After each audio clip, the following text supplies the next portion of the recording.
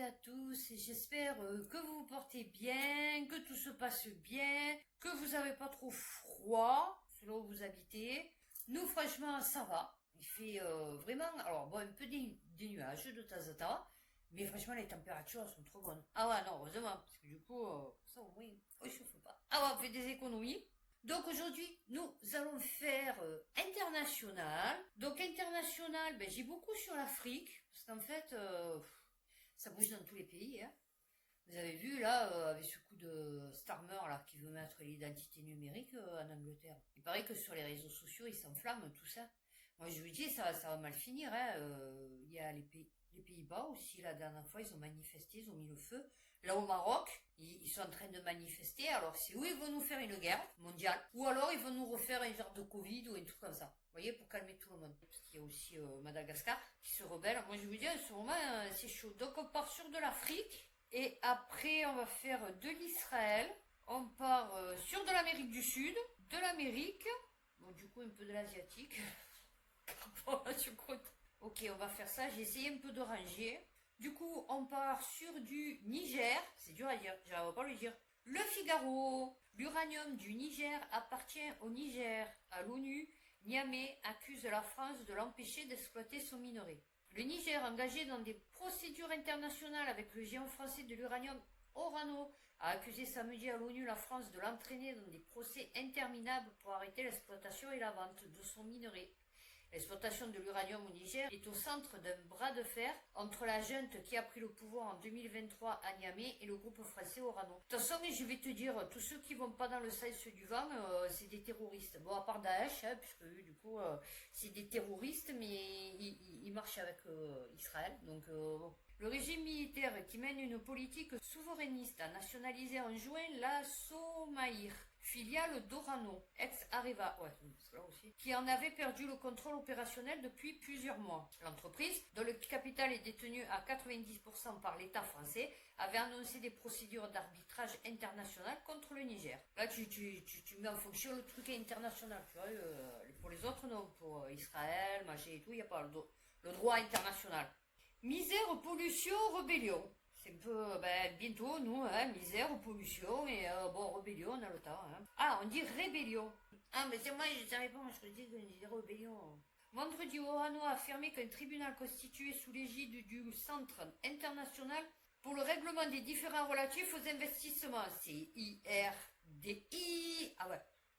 avait arbitré en sa faveur. Selon l'entreprise, ce tribunal a enjoint à l'État du Niger de ne pas vendre ni céder ni même faciliter le transfert à des tiers de l'uranium produit par la Somaïr retenue en violation des droits d'Orano. Parce qu'Orano, il a des droits. En un demi-siècle d'exploitation, l'uranium n'a apporté aux Nigériens que misère, pollution, rébellion, corruption, désolation et aux Français prospérité et puissance.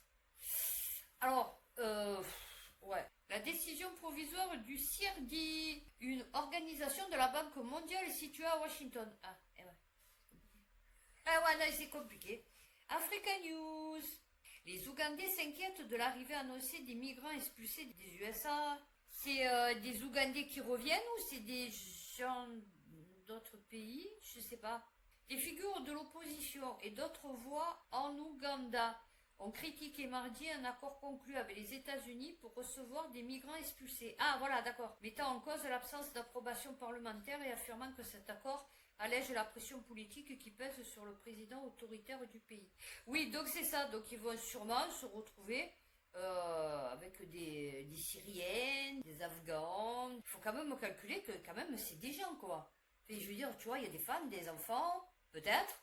Mais plus beaucoup, parce que du coup, ils sont amenés pour des réseaux parallèles. Et eux, ils te transportent ça comme s'ils transportaient des bouteilles de vin, tu vois. Enfin, peut-être pas de vin, du coup, des bouteilles de coca. Tu vois ce que je veux dire? Non, je rigole, c'est parce que ça, c'est le gouvernement ougandais qui préférait recevoir des expulsés d'origine africaine et qui ne souhaitait pas accueillir des personnes au casier judiciaire chargé. Non, parce que là, d'accord, ok, il y en a beaucoup, ils fuient leur pays parce que c'est la guerre ou la famine ou je ne sais rien, enfin bon, ok. Mais il y en a beaucoup aussi qui partent parce que c'est des mecs qui sont recherchés dans leur pays, parce qu'ils ont tué, volé, violé, je ne sais rien, enfin bon. Et comme ils savent qu'en prison, on va leur faire la misère, parce que moi je sais qu'à l'époque, j'avais des potes, donc il y en avait, ils étaient un peu au bled et un peu ici. Bon. Et en fait, j'en avais un, il avait fait de la prison en Algérie. Un des frères du mec que je connaissais. Et donc, quand il était revenu en France, il m'avait dit là-bas, en Algérie, tu te fais prendre, tu te retrouves en prison, laisse tomber, quoi. C'est pas les beaux maîtres, fille. Je veux dire, même les beaux maîtres, c'était dégueulasse à l'époque. Franchement, il m'a dit, c'est 100 fois mieux les beaux maîtres. Parce que là-bas, ils te torturent, limite. Fait, vraiment, ils te font la misère, quoi. Donc, c'est vrai qu'il y a beaucoup de... Avant, ils partaient pour s'en sortir. Et là, en fait, ils partent pour s'en sortir parce que sinon, chez eux, ils seraient condamnés à de la prison. C'est surtout ça, quoi. Ouest France, Soudan, au moins 158 morts du choléra depuis fin mai dans un état du Darfour. La pire épidémie de choléra que le pays ait connue depuis des années. C'est bien.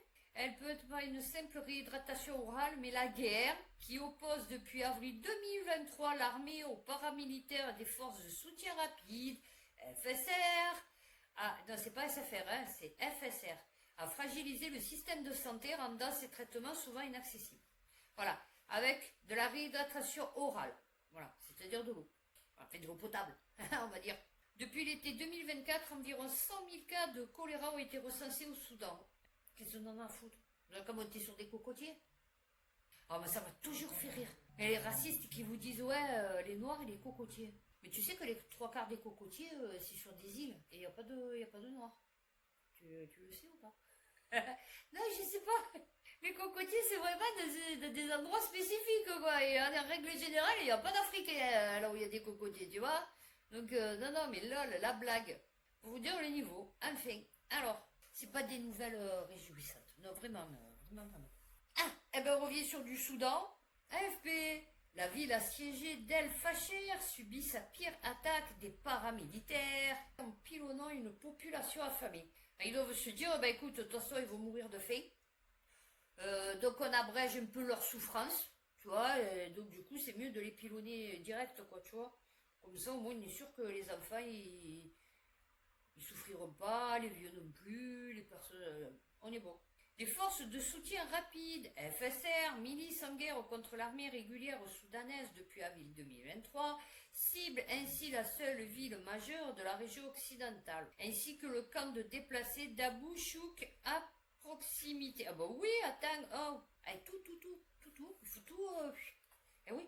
Des témoins groupes de volontaires et travailleurs humanitaires ont décrit ces dernières semaines une intensification de l'assaut avec des tirs d'artillerie incessants, des frappes de drones et des attaques au sol. Et ouais, contre une population affamée, il faut y mettre les moyens, hein. Oh, dis, attends, c'est dangereux, hein, une population d'affamés. Oh.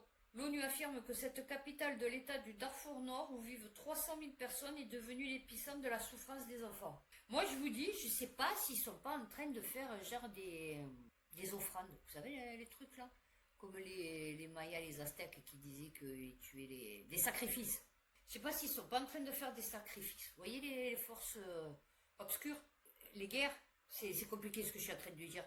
Ça va sortir un peu n'importe comment. Les guerres et tout ça, là, je me dis, tu vois, les gens comme ça qui font des guerres, ils le savent que bon, c'est des enfants, c'est des vieux, je veux dire, c'est des civils, c'est pas des soldats, tu vois. Tu peux pas faire la guerre à un pays. Et puis, je veux dire, tu vois, faut vraiment être sans pitié, quoi, tu vois, pour faire la guerre à un pays. Et je me dis, en fait, ça peut-être, c'est des sacrifices humains qu'ils font, tu vois. À leur dieu, là, de merde, là, leur diable, je sais pas ce que c'est, là, tu vois.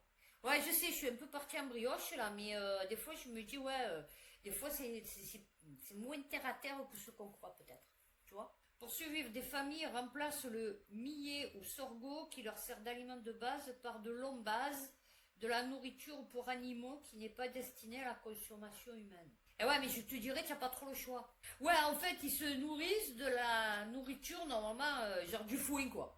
Voilà. Ah, on va être clair. Ben, c'était un peu comme en Haïti quand ils faisaient les galettes de terre. Tu as vu? Alors ils mettaient de la farine, le peu de farine qu'ils avaient, et en fait ils le mélangeaient à la terre. Ils donnaient ça à leurs enfants pour pas qu'ils meurent de faim. En seulement 10 jours, en août, l'ONU a fait état d'au moins 89 morts à El Fasher et à Abou Chouk dans un contexte de crainte de violence ethnique. Entre 5 et 7 enfants meurent chaque jour à Abou Chouk. Ouais, je vous dis, je pense que c'est ça. Je pense qu'ils doivent faire des sacrifices. Mort de faim, de soif ou de violence. Nous n'avons pas d'argent, explique Halima Hachim, 37 ans, enseignante et mère de 4 enfants. Partir est dangereux, ajoute-t-elle, rester revient à mourir à petit feu. C'est pour ça, c'est quand vous lisez ça, vous voyez que vous vous dites, ouais, je crois qu'on est arrivé au bout du bout. En vérité, leur expansion là de je sais pas quoi sera 18 milliards dans 2 ans. Je pense que non. Parce que là, vu toutes les guerres qu'il y a, parce que les enfants, c'est quand même après, ils vont devenir des adultes et refaire des enfants. Si tu tues les femmes et si tu tues les enfants, la population ne se renouvelle pas, on est ok. Donc de toute façon, toutes les populations, en guerre ou pas en guerre d'ailleurs, sont vouées pas à s'éteindre, mais bon, à diminuer quoi. Côte d'Ivoire, une attaque fait 4 morts au nord. Et ouais. Afrique sur 7, des circonstances de l'attaque menée par des hommes armés non identifiés. Difita est un hameau du département de Téini, à la frontière du Burkina Faso. Une femme brûlée. Oh, bah écoute, c'est bien. Ils ont dû prendre exemple sur nous, l'inquisition, hein? Ah oui, qu'on faisait brûler les femmes. C'est joli, une femme qui brûlait. Ah bah oui, attends, c'est sympa, hein. Parce que d'abord, on la voit à poil, pendant une fraction de seconde. Et après, du coup, la peau le crame et tout. Il y a tout qui crame, ça crie, ça excite les gens. Ah ouais, non mais, je suis sûr. Selon les informations fournies par l'armée, les assaillants auraient emporté du bétail, détruit des engins de locomotion et incendié des cases et des cultures. Même si la zone nord du pays reste sensible, l'armée ivoirienne a réussi à s'imposer depuis 2021. C'est donc la première attaque enregistrée après les dernières incursions survenues en 2020 et 2021. Mais ça fait juste 4 ans qu'ils se sont tranquillisés, quoi. Tu vois les mecs? Non, c'est bien. Hein. Moi, je vous dis, chaque fois, je pense aux enfants. Hein. Déjà, moi, je vois ma vie et ce que j'ai subi quand j'étais enfant. Et je me dis, déjà, tu vois, ça te marque. Des fois, j'ai des flashs, des fois... Et je sais que toute ma vie, elle a été, on va dire, guidée par ce qui m'est arrivé quand j'étais jeune. Et je me dis, putain, t'imagines, là, les mecs, ils voient leur mère découpée, violée, brûlée vive. Enfin, je veux dire, tu vois, tu veux qu'après, il soit comment, le minou? Tu vois ce que je veux te dire, quand il va devenir adulte? C'est pas possible, en fait. C'est ça, tu vois, le problème. Et le problème, c'est que toutes ces personnes peu chères qui ont vécu la misère dans leur pays, on les fait venir ici.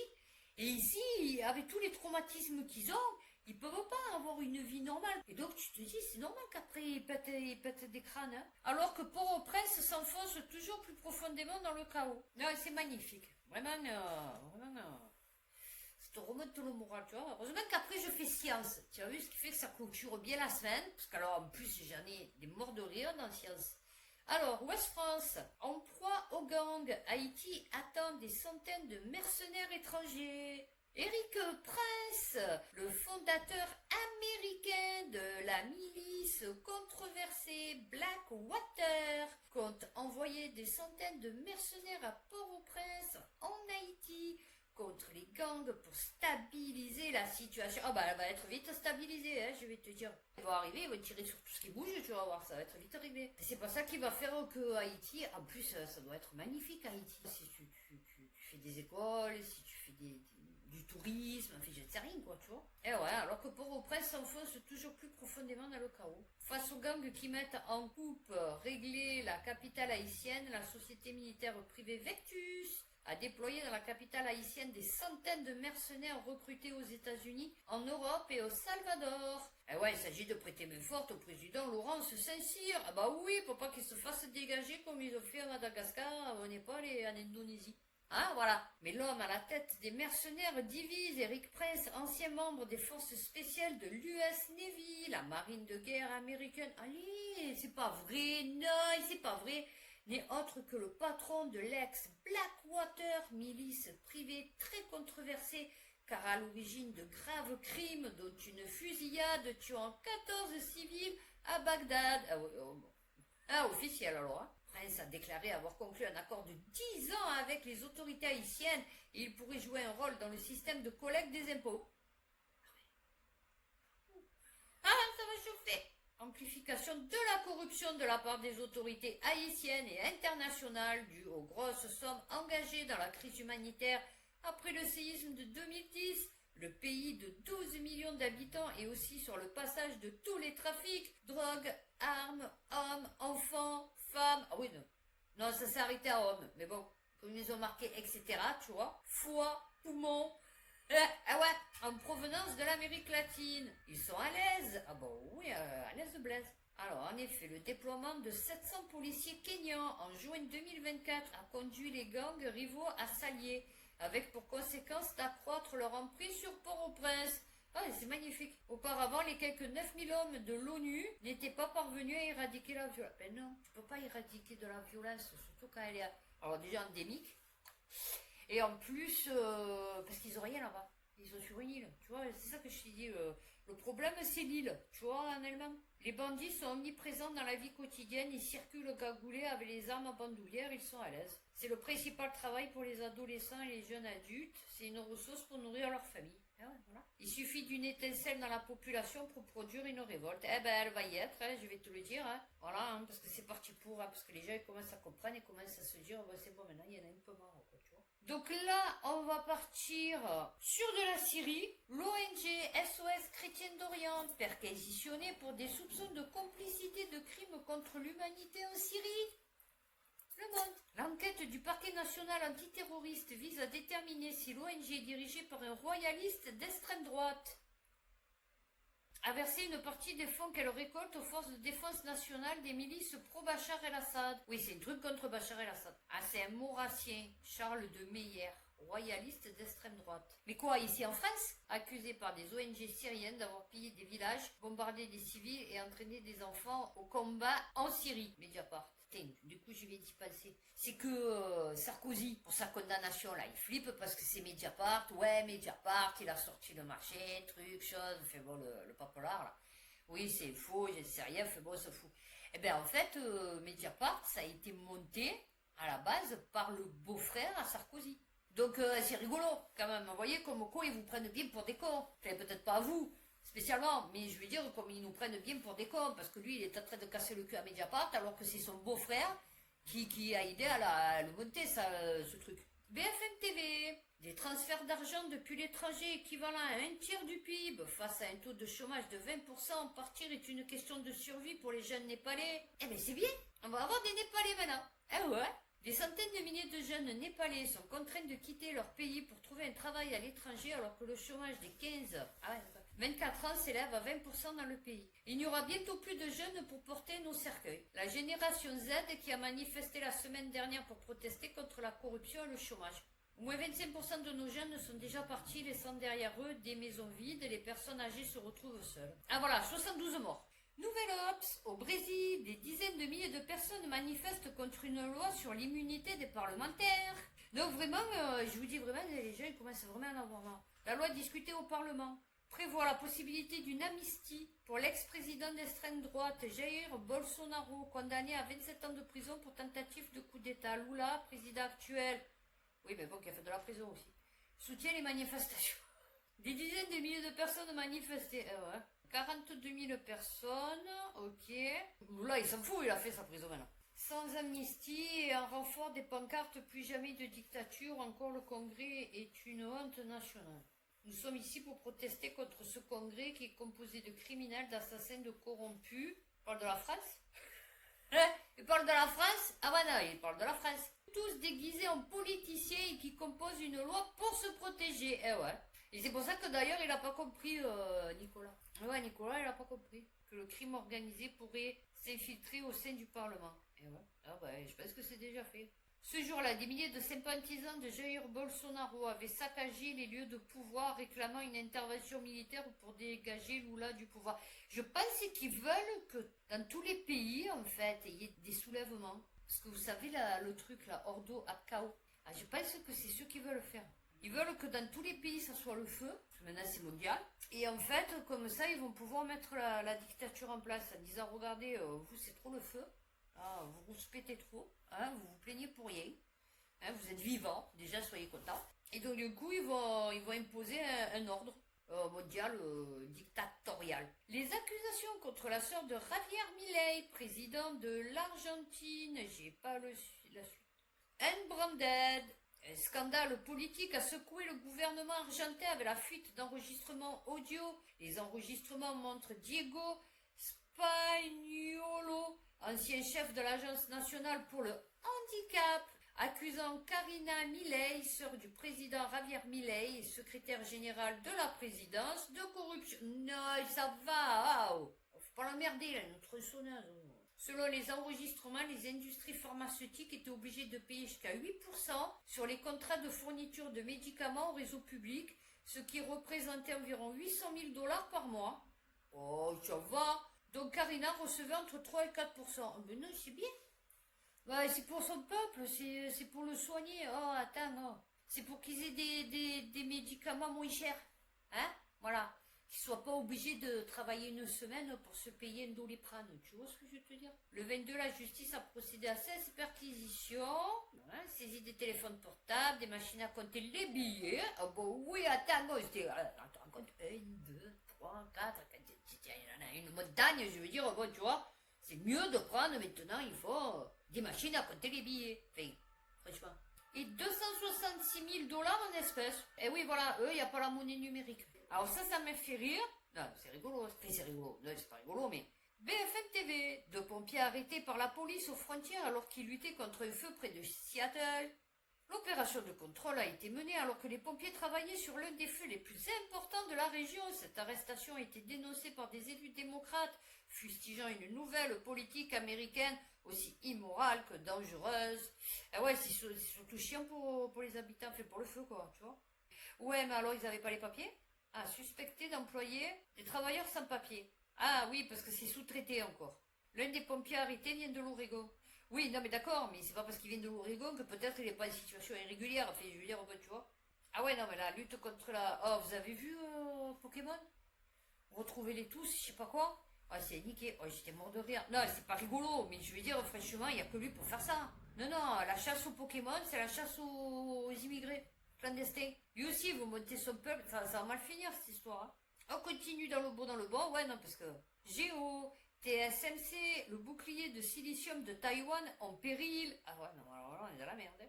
Pourtant, en raison de tensions géopolitiques et du manque de ressources locales, ah ouais, c'est ça qui est con. C'est que le Japon, c'est plus chouïa. Tu vois ce que je veux te dire? Enfin, je pense que c'est au Japon. Oui, c'est ça, c'est une petite île. Bon, alors, c'est pas japonais, ok, mais c'est une petite île quand même. Tu vois, j'avais à moitié raison. Alors, eh ben, du coup, c'est compliqué. Parce que tu veux les prendre route, ton silicium, là, je sais pas quoi. A lancé un ambitieux plan d'expansion internationale visant à satisfaire ses partenaires sans compromettre son avance technologique. Confronté depuis sa fondation à la menace d'une invasion. Oui, non, mais d'accord, ça va, c'est une menace en fait. Ok. Le bouclier de silicium. Alors là, tu as le dôme de fer, et là, tu as le bouclier de silicium.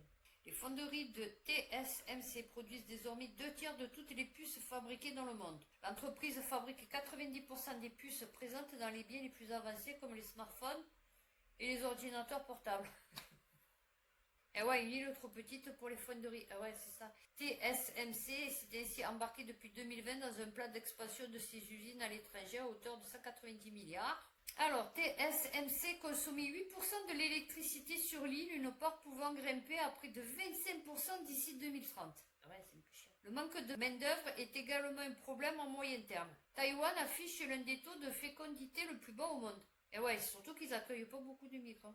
Limitant la capacité du pays à produire des ingénieurs spécialisés. Ah ouais, c'est sûr. Et ouais, la taille même de l'île, ouais, la taille c'est un handicap. Et ouais.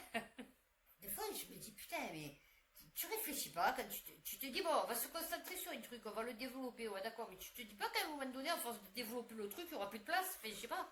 Avec ses 35 980 km². Ah ouais, non, c'est pas beaucoup. Ah ouais, maintenant, il va installer ses usines en dehors. Et ouais, aux États-Unis. En Allemagne, décidément, hein. Reuters a ainsi dévoilé que les États-Unis interdisaient désormais à TSMC de fournir à des clients chinois certaines puces utilisées dans le domaine de l'intelligence artificielle. Ouais, mais t'inquiète, l'entreprise est donc forcée de mener un jeu d'équilibre. Ben, c'est surtout que les Chinois, maintenant, ils se sont démerdés tout seuls, tu vois, c'est surtout ça. Tu vois, donc toi, tu es là en train d'essayer de faire plaisir aux États-Unis, te couper le pied, quoi, carrément. Et alors que tandis que la Chine, eux, déjà, ils sont dans le futur. Eh bien, écoutez, du coup, on va passer, sur de l'Israël, hein, puisqu'on y est. Euronews. Benjamin Netanyahou reconnaît le génocide arménien pour la première fois. Cette reconnaissance intervient alors que les relations entre Israël et la Turquie, qui nient toujours la responsabilité de l'Empire ottoman dans les massacres d'Arméniens durant la Première Guerre mondiale, continuent de se détériorer. Eh ouais. Non mais c'est rigolo, le mec qui reconnaît le génocide de notre peuple, alors que lui il est en train de perpétrer un génocide sur un peuple, Et c'est paradoxal, c'est ironique, je sais pas, Aram Amparian, directeur exécutif du Comité national arménien d'Amérique, a cependant critiqué la déclaration du Premier ministre, estimant que la reconnaissance ne serait crédible que si elle s'accompagnait de l'annulation de l'alliance militaire avec l'Azerbaïdjan et d'une pression sur la Turquie pour qu'elle mette fin à sa politique de déni. Et ouais, mais non, il a fait un Macron là, il a macroné là. Il a dit ça pour faire genre, tu as vu? Mais en vérité, il n'y a rien derrière. Ah oui, Israël est encore un. Oui, parce que l'histoire, elle date depuis 2001. Alors, à ce jour, seuls 34 gouvernements dans le monde reconnaissent le génocide arménien. Alors, parmi les pays arabes, seuls la Syrie et le Liban, deux pays comptant des centaines de milliers de citoyens d'origine arménienne, reconnaissent le génocide. Les États-Unis en 2019, et en Europe, il y a tous, sauf l'Espagne, le Royaume-Uni, bon, l'Amérique du Sud, le Mexique, le Canada et la Russie. Tandis que la majorité de l'ex-Union soviétique refuse toujours de la reconnaître. Ah, eux, ils l'ont reconnu. Bah, je sais pas. La plupart des pays d'Europe occidentale l'ont reconnu. On est ok. À l'exception de l'Espagne et du Royaume-Uni. Donc ça veut dire que eux, non. De même que la plupart des pays d'Amérique du Sud. Ainsi que les États-Unis, le Mexique, le Canada et la Russie, tandis que la majorité de l'ex-Union soviétique refuse toujours de la reconnaître. Il a tout mélangé, le mec. C'est compliqué ces histoires, hein, moi je vous jure. Hein. En vérité, il y en a eu plein de génocides. Hein. Armée.com, Cisjordanie, des bulldozers israéliens arrachent des arbres palestiniens. Comme quoi tu peux vraiment tomber bas. Vraiment, bas. Tu auras vraiment bas. Ouais, sous la croûte terrestre, ça, nickel. On constatait la destruction de centaines d'arbres dans le village palestinien d'Al-Mugaïr, au cœur de la Cisjordanie. Et vous savez que nous, on récupère des Palestiniens, on récupère des Gazaouis. Enfin, on récupère peu cher, mais pas des Palestiniens. Ce que je ne savais pas. Parce que quand ils disent, ouais, les Palestiniens, en fait, les Palestiniens, c'est une région qui englobe la Cisjordanie, peut-être la Jordanie, je ne sais rien, Gaza, enfin bon, il y a plein de pays comme ça. Et en fait, ça, non, on ne prend pas. Par contre, les Gazaouis, oui. L'arbre, pilier de l'économie rurale palestinienne. Des oliviers de plus de 70 ans. Ils ont complètement déraciné et rasé sous des prétextes fallacieux. Ah putain, il fait des olives. Hein? Votre olivier? Ouais, il fait des olives. Ben ouais, c'est un olivier. Eh ben ouais, non, pas le droit. Non, on coupe. Ben ouais, mais c'est le propre même d'un olivier de faire des olives, tu vois, parce que si j'ai pas mes olives et j'ai pas mon huile d'olive, tu as vu? Eh ben non, c'est dangereux. C'est dangereux un olivier qui fait des olives. Ouais, ça peut te nourrir, ça peut te faire vivre, toi, ta famille et tout. Donc non. Ah ouais, non, c'est Hamas l'olivier. Eh ouais, l'objectif est de contrôler, de forcer les gens à immigrer. L'armée israélienne a justifié son intervention par une intense activité opérationnelle après une fusillade jugée grave contre des colons israéliens. Ouais, mais tu vois, tout est dans la phrase, tu vois. Colons. Estime que près de 300 dunums de surface agricole, soit environ 30 hectares. Ben, dis 30 hectares. Ont été touchés par les bulldozers et les raids. Ah bah oui. Ah non, mais vraiment, ils ont eu problème, hein, vraiment. Après les oliviers, qui ont été arrachés et enlevés, l'humanité des Gazaouis enlevés de force par l'armée israélienne sur des sites de distribution d'aide. Et moi j'aime bien parce qu'il paraît que Jean-Michel Barrot, là, je sais pas quoi, tête de bite. Ah voilà, parce qu'il a une tête de bite. Et je suis désolée, hein, mais on appelle ça comme ça une bite. Alors c'est pas obligé une bite, tu vois, phallus. Ça peut être une bite d'amarrage, enfin une tête de bite, tu vois. Et en fait, il a dit pour la flottille là, de Gaza que oui, il fallait qu'ils donnent leur ravitaillement, là, leur aide humanitaire aux services qui sont chargés de distribuer l'aide. Non mais c'est une blague ou quoi? Il n'y a personne qui distribue l'aide. Et quand ils distribuent l'aide, ils te disent que ils sont enlevés de force. Ou on leur tire dessus. C'est une blague en fait. Oh, il a une tête ce mec, je peux pas me le voir.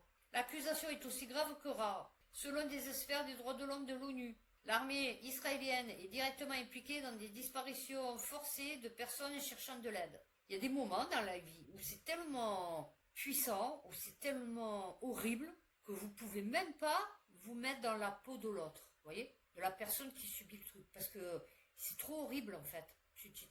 Toi, en tant qu'occidental, tu peux pas t'y mettre. Tu vois, à part si tu vas et là, du coup, tu pètes tes câbles et tu finis en hôpital psychiatrique.